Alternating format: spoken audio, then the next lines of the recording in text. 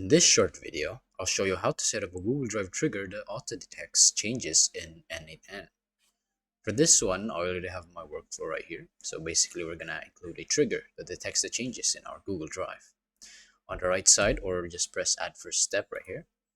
Type in Google Drive, press it, and you have this two trigger. I'll choose the other one, the on changes involving a specific folder. Choose that, and this node should pop up.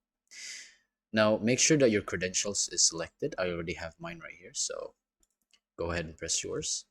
And the poll times, it basically allows the node to detect any changes every other minute, every other hour, or every other day. I'm going to choose every other day, perhaps like this. And you can include all the other prerequisites right here. Now, what we need to keep in mind is the trigger on.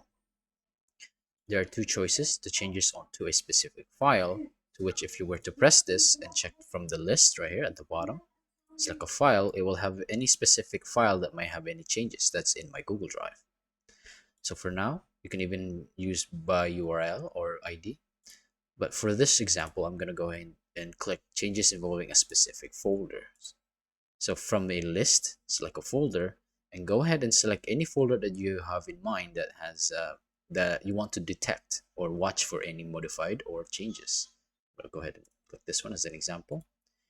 And what you want the node to do is here, select it, like watch for, and just select what option you'd like. I'll go ahead like watch folder for updated, and its description is when the watch folder itself is modified. Once you go ahead and click that, go off the node and try and connect it to your other workflow, if you will. As you can see, my data right here and set message is basically the name of it is detect changes, and in its value is new or updated files detected in Google Drive. So yeah, that's basically how you do it in the Google Drive trigger node. Now you know how to set up a Google Drive trigger that auto detects changes using N8n. It can watch this playlist if you ever get stuck with this problem.